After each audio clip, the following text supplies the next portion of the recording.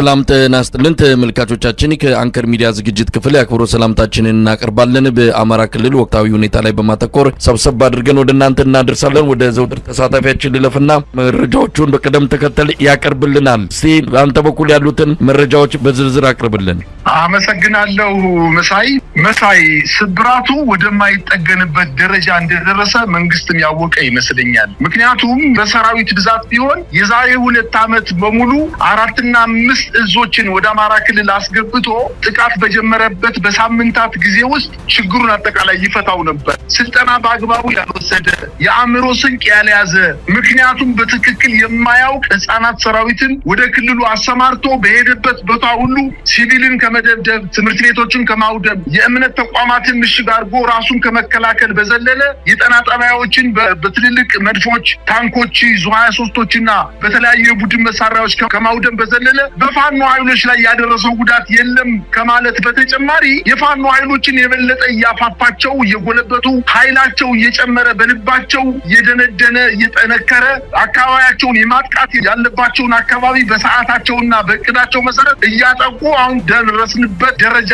ላይ ደርሰናል ማለት ይቻላል። በአጠቃላይ ግን የስርዓቱ አጠቃላይ የመከላከያ ሰራዊቱ የመዋጋት ሞራሉ እንደደከመ ያወቀው የብልጽግና መንግስት አሁን እያደረገ ያለው ከፍተኛ ጥላቻ ያለው ወይንም ለአማራ ህዝብ በወታደራዊ ስልጠና ሲወስድ ከዚህ በፊት ሚኒሊካውያን ናቸው እነዚህን አንገታቸውን ማስደፋት አለብን ብሎ በወታደራዊ ማሰልጠኛ ላይ የክፋትና የጥላቻ ትምህርት የተሰጣቸውን በ10 ሺዎች የሚቆጠሩ የአድማ ብተና ወይንም የኦሮሚያ ልዩ ኃይል አባላትን የመከላከያ ልብስ በማልበስ በተለይ በዋናነት ከሸኔ ጋር ውጊያ ሲያደርጉ የነበሩ ልምድ አላቸው የተባሉ ሰዎችን በወለጋ በኩል አድርጎ ባህር ዳር እንዲሁም ከአዲስ አበባ እና ከደብረ ዘይት አየር ማረፊያ ወይም ወታደራዊ ኤርፖርቶች አካባቢ እየጫነ ወደ ባህር ዳር ከተማ ወደ ኮምቦልቻ ኤርፖርት አካባቢ እያወረደ በሐራ በኩል ወልዲያን ሙሉ በሙሉ እንዲቆጣጠር በማድረግ ራሱን እየተከላከለ ይገኛል። በባህር ዳር በኩል አድርጎ በደብረ ታቦር በወረታ አድርጎ ደብረ ታቦር ከዛ ደብረ ዘቢጥ አድርጎ ጋሸና አካባቢ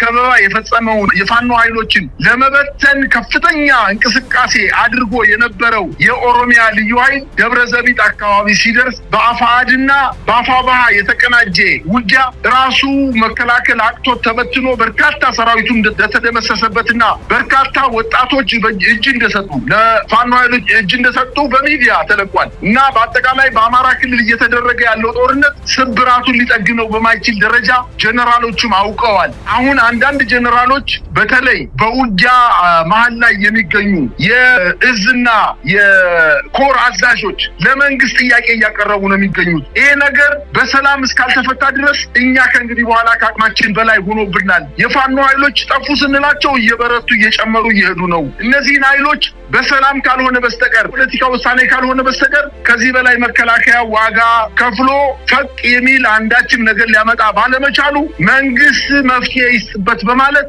ጥያቄ እያቀረቡ ነው የሚገኙት። አንዳንድ ወታደሮችም ለ5 ዓመትና ለ4 ዓመት በቀበሮ ጉድጓድ ውስጥ ተደብቀን የፋኖ ኃይሎችን ለማጥፋት ሙከራ ብናደርግም በራሳችን ኃይሎች ላይ ነው ከፍተኛ የሆነ ወታደራዊ ክሳራ እየደረሰ ያለው። እኛ የታጠቅናቸውን መሳሪያዎች እየቀሙ ራሳቸውን እያደራጁ መመታት ያልነበረበትን የጦር ካምፕ እየመጡ እየተቆጣጠሩ ከተሞችን እየተቆጣጠሩ ዋና ትልልቅ አውራ ጎዳና መንገዶችን እየተቆጣጠሩ እንደሚገኙ እየታወቀ መንግስት ግን አሁንም ሰራዊቱን እያስፈጀ በመምጣቱ በማለት በሚዲያ ላይ እየወጡ እየተናገሩ ይገኛሉ። መንግስት አሁንም ሽንፈቱን ሙሉ በሙሉ አምኖ ለማዋጥ መቸገሩን ነው እያየን ያለነው። ነገር ግን በአማራ ክልል ከእንግዲህ በኋላ ስብራትን የሚጠግን የመከላከያ እንቅስቃሴ እንደማይኖር በበርካታ አካባቢዎች በርካታ በ10 ሺዎች የሚቆጠሩ ወታደሮችን በተለያዩ ቀጠናዎች አስገብቶ ሙከራ ያደረገ ቢሆንም በሄደበት አቅጣጫ ውጤት ማምጣት ባለመቻሉ ከፍተኛ ብስጭት ውስጥ ነው የገባ።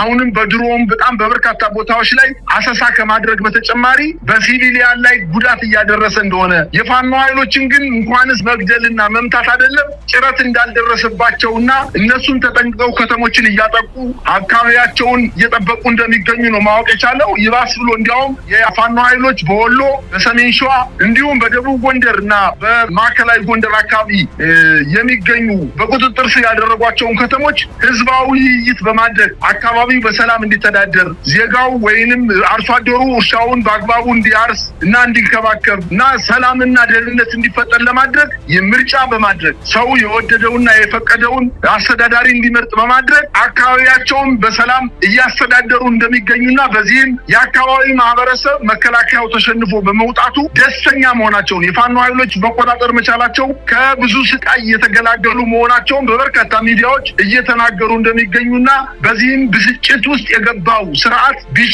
ቢችል በተለይ የገዳ ኮማንዶ የተባለውን ኃይል በአማራ ክልል አስገብቶ የአማራ ክልልን ሲቪል ነዋሪ ለመጨፍጨፍ ከፍተኛ ዝግጅት እያደረገ ቢሆንም የፋኖ ኃይሎች አሁንም ዓላማቸው ቁመው ህዝባቸውን እየተከላከሉ እንደሚገኙ ነው አጠቃላይ መረጃዎች የሚያሳዩት። መሳይ እንግዲህ በአራቱም ቀጠና በአንድ ጊዜ በተመሳሳይ እቅድና ሰዓት ወቅት የሚከናወን ኦፕሬሽን ሊኖር እንደሚችል አንዳንድ የፋኖ አመራሮች እየገለጹ ይገኛሉ። መጪው ጊዜ ለአብይ አህመድ ሰራዊት ምናልባትም የመጨረሻውን ውሳኔ በመድረስ ከክልሉ ለቆ መውጣት፣ አጠቃላይ ፖለቲካዊ መፍትሄ መስጠት፣ እነዚህን ውሳኔዎች ካላደረገ በስተቀር በአማራ ክልል የተጀመረው ጦርነት በዚህ አይነት አካሄድ ምንም አይነት መፍትሄ ሊያመጣ እንደማይችል አብዛኛው የብልጽግና አመራር ሁሉም ማለት በሚቻል መልኩ ከጥቂቶች በስተቀር ጀነራል መኮንኖቹ ጭምር የደረሱበት ድምዳሜ ነው። አብይና የተወሰኑ አመራሮች ናቸው በልህና በእብሪት ጦርነቱን እንቀጥላለን ካላሸነፍን በቀር የመንግስታችን ጋዊ ቅቡልነት ወይም ደግሞ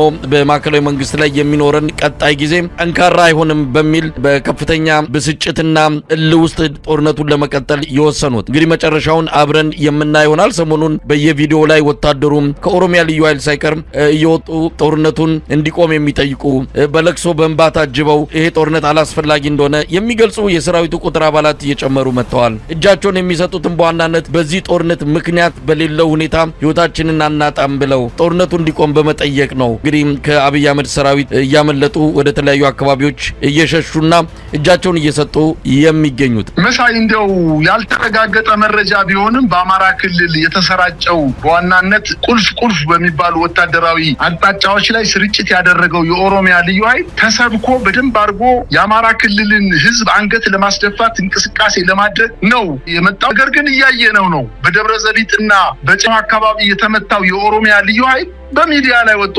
የተናገረበት ሁኔታ ነው ያለው። ኢትዮጵያ ሁኔታ በኦሮሚያ ብልጽግና የሚወሰንና እኛ የሚፈጸመው ወቁት ከእንግዲህ የአማራ ህዝብ ከዚህ በፊት እንደነበረው ተቀምጦ አዛዥ ናዛዥ የሚሆንበት ዘመን አልቋል በማለት በይፋ እየተናገሩ ነው። ይህንን ያየ የሰማ ብልጽግና ፓርቲ አመራሮች እንዴት ተኝተው እንደሚያድሩ እንዴት ከመከላከያ ወይም ከሀገሪቱ ጦር ጋር አብረው ተቀናጅተው እንደሚሰሩ ለኔ ግራ ነው የሚያጋባኝ። ወጣቱም ቢሆን የአማራ ክልል ወጣት በከተማ ላይ ዝም ብሎ ተቀምጦ በቀል ሲፈጸም